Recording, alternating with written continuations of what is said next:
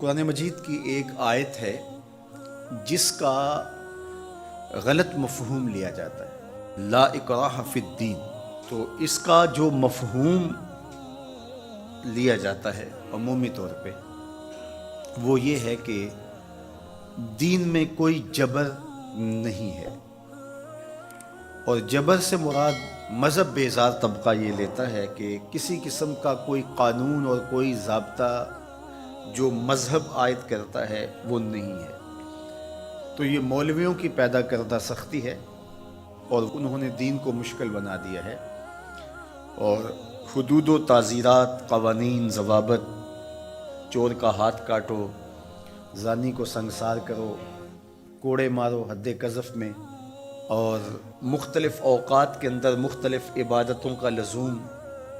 تو یہ کیا ہے جب قرآن کہتا ہے لا اکراہ فی الدین، دین میں کوئی سختی نہیں ہے، کوئی جبر نہیں ہے، جو مرضی کرو۔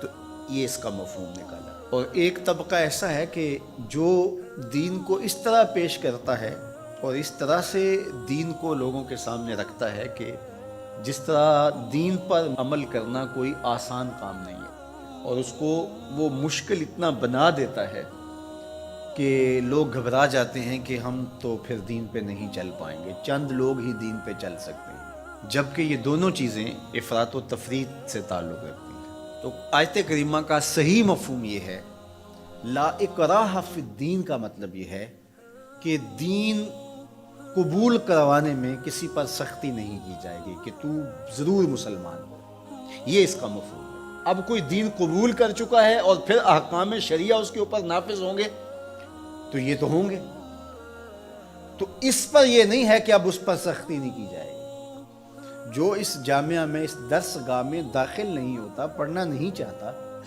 تو ہم اس کو دھکے سے گھر سے اٹھا کر کے یہاں داخلہ نہیں دے سکتے۔ جس کی مرضی ہو آئے اور جس کی مرضی ہو نہ آئے، لیکن جو شخص یہاں آ کے داخل ہو گیا، پھر یہاں جو ہم نے ضوابط اور قوانین بنائے ہیں ان کا وہ پابند ہوگا، اس لیے کہ وہ اپنی مرضی سے آیا ہے اور اس نے یہاں آ کر کے داخلہ لیا ہے۔ تو اب وہ کہے کہ میں نہیں مانتا، تو وہ باغی کہلائے گا۔ تو اسلام کے اندر کسی کو سختی سے داخل نہیں کیا جائے گا، ترغیب دی جائے گی۔ اور قرآن مجید کی اس آیت کریمہ کو اگر پورا پڑھیں تو سارا مفہوم واضح ہے، لا اکراہ فی الدین، دین لانے کے حوالے سے کوئی زبردستی نہیں ہے۔ قد تبین الرشد من الغی، ہدایت کا راستہ گمراہی سے ممتاز ہو کے واضح ہو چکا ہے۔ اب جس کا جی چاہے وہ ایمان لائے اور جس کا جی چاہے وہ کفر کرے، یہ اس کی مرضی ہے۔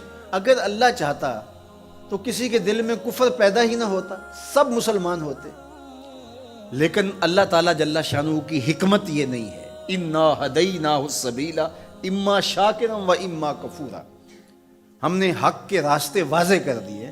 اب جس کی مرضی ہو وہ کفر کے راستے پہ چلے، جس کی مرضی ہو وہ اسلام کے راستے پہ چلے، اس کی اس مرضی کی وجہ سے ہی تو جزا و سزا ہے۔ اگر اس کی مرضی سلب کر لی جائے اور وہ ایمان لانے پہ مجبور ہو تو پھر اس کا یہ کمال کون سا ہوا؟ تو کمال تو یہی ہے کہ دونوں راستے ہیں اور دونوں راستے اسے دکھائی دے رہے ہیں، اور وہ اپنے اختیار سے خیر کا راستہ اختیار کرتا ہے تو جزا ملے گی، اور اپنے اختیار سے برائی کی راہ پہ چلتا ہے تو اس کو جو ہے وہ سزا ملے گی۔ لیکن اگر اس کا اختیار ہی نہیں ہے برائی کے راستے پہ چلنے کا تو پھر اس کو سزا کیوں دی جائے؟ تو یہ بات ذہن میں رکھیے گا، یہ اختیار پر جزا اور سزا ہے۔ تو آیت کریمہ کا مفہوم یہ بتاتا ہے کہ جو چاہے وہ حق پہ آئے، اس پہ مجبور نہیں کیا جائے گا۔ باقی احکام شریعہ پر عمل پیرا ہونا تو یہ ایک امر آخر ہے۔ تو یہ سراسر نفسانی خواہش ہے کہ اسلام ہمارے اوپر کوئی پابندی نہ لگائے، جس طرح ہم چاہیں اس طرح ہی چلیں، اور ہماری زبان پہ کلمہ بھی جاری رہے۔ میں بھی ہوٹل میں پیو، چندہ بھی مسجد میں دو، شیطان بھی خوش رہے، خدا بھی ناراض نہ ہو، یہ کیسے ہو سکتا ہے؟ تو لا اکراہ فی الدین کا جو مفہوم لوگوں نے تراش لیا کہ اسلام کا کوئی ضابطہ قانون ہم قبول نہیں کریں گے، ہم خواہش اور مرضی کی زندگی بسر کریں گے، یہ سراسر دین کی منشا کے برعکس چیز ہے۔